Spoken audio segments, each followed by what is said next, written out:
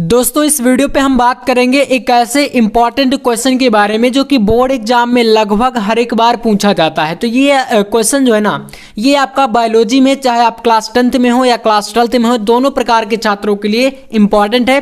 तो चलिए आज के इस वीडियो में बात करते हैं डीएनए और आरएनए में अंतर आप लोग किस तरीके से लिखोगे। ठीक है, तो यहाँ पर आप लोग देख सकते हो अंतर वाले जो क्वेश्चन होते हैं लगभग 2 से 3 नंबर के लिए बोर्ड एग्जाम में पूछा जाता है ये क्वेश्चन। ठीक है, तो एक तरफ आप देखो डीएनए है, एक तरफ यहां पर आरएनए है। अब इन दोनों का आप पूरा नाम जान लीजिए, यानी कि फुल फॉर्म जो होता है डीएनए का आपका होता है डीऑक्सीराइबोज न्यूक्लिक एसिड। ठीक है ना, और आरएनए की बात कर ले तो ये आपको पता ही होगा राइबोज न्यूक्लिक एसिड। ये दोनों के आपके इनके जो है फुल फॉर्म बोल सकते हो या पूरा नाम बोल सकते हो। ठीक है, जैसे कि क्वेश्चन आ जाता है भाई बायोलॉजी में पूछ लेता है, तो ये इन दोनों के नाम हो जाएंगे। अब इन दोनों में क्या कॉमन डिफरेंस होते हैं, क्या कॉमन अंतर होते हैं, वो आज के इस वीडियो में हम लोग चलिए जान लेते हैं।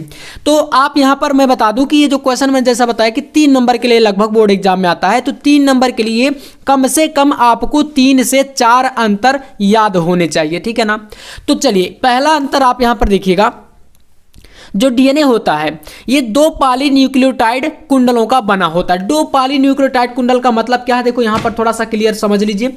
इसमें होता ये है, जैसे आपके पास यहां पर डीएनए, इसकी संरचना इस तरीके से बनेगी। इसमें 2 पॉलीन्यूक्लियोटाइड मतलब एक कुंडली ऐसे करके ऐसे करके ऐसे करके ये जाएगी। ठीक है, और दूसरी यहां पर इस प्रकार से स्टार्ट होती है, यहां पर ऐसे करके ऐसे करके ऐसे ये चलती है। ठीक है, तो इसमें आपका यहां पर काफी सारे देखो बेस होते हैं जिसे आप क्षार बोलते हो, है ना, नाइट्रोजनी बेस जो होते हैं, फास्फेट समूह होते हैं, है ना, ये सभी मिला करके, है ना, ये सभी मिला करके कुंडलें बनती हैं। तो इसलिए कह रहा है कि इसमें 2 पॉलीन्यूक्लियोटाइड होती हैं, जबकि जो आपका आरएनए होता है इसका अगर डायग्राम आप बनाओगे तो इसमें केवल और केवल एक कुंडली होती है, ऐसे करके, मतलब एक कुंडली में ही सारा कुछ पाया जाएगा आपका। और डीएनए में 2 कुंडली इस प्रकार से एक दूसरे के ऊपर लिपटी हुई आपको दिखती होंगी, चित्र में आपने कई बार देखा होगा। ये एक आपका पहला अंतर है। दूसरा आपका अंतर तैयार करना है आपको, डीऑक्सीराइबोज शर्करा होती है डीएनए और आरएनए आपका राइबोज शर्करा होती है, ये तो नाम हो गया, है ना।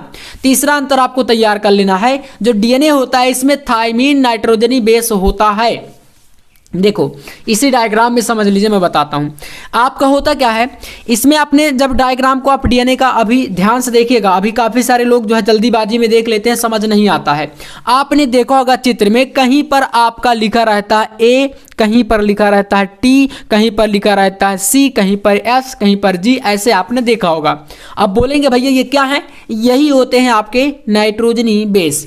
देखो एडेनिन जो होता है वो आपका थाइमीन के साथ जुड़ता है, यहाँ पर बॉन्ड होते हैं, कहीं पर डबल कहीं पर ट्रिपल, ये बॉन्ड का बहुत बड़ा मतलब होता है। ठीक है, और जो आपका कह रहा है कि जो आरएनए है इसमें थाइमीन के स्थान पर यूरेसिल बेस आ जाता है, यानी कि आपका जो आपका आरएनए होता है इसमें एडेनिन थाइमीन जो आपका टी वाला बेस है, क्षार है, ये टी के स्थान पर क्या आ जाएगा आपका यूरेसिल, मतलब कि यू आ जाता है, इसका आपका संकेत यू होता है। तो ये एक कॉमन मतलब इसमें थाइमीन है, इसमें यूरेसिल है, इतना एक अंतर ये भी हो सकता है इसमें। ठीक है ना, इसके बाद आपका चौथा अंतर याद कर लेना है, यह अनुवांशिक पदार्थ है।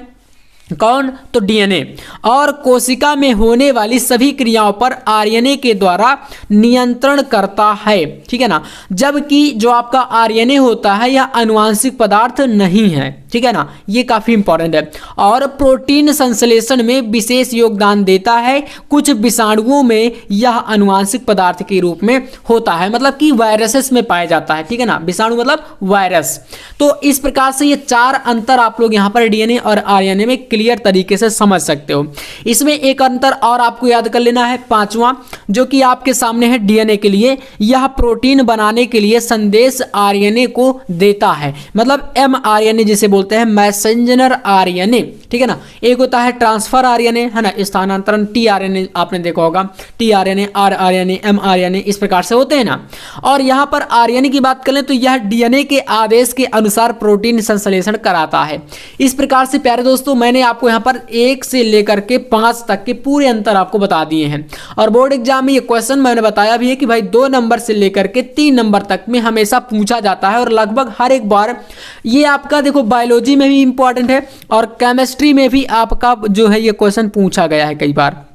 जैसे जैव अणु चैप्टर है ना, वहाँ पर आपको डीएनए पढ़ने को मिलेगा, ग्लूकोज फ्रक्टोज, ये सारे टॉपिक मिलते हैं। तो वहाँ पर ये केमिस्ट्री में भी कई बार ये पूछा गया है, तो इंपॉर्टेंट कह सकते हो कि बहुत ज़्यादा ये इंपॉर्टेंट टॉपिक है, इसलिए मैंने इस वीडियो में इसका पूरा निपटारा कर दिया। तो आज की वीडियो में इतना ही, ये छोटा सा टॉपिक था तो मैंने सोचा आपको करा दिया जाए।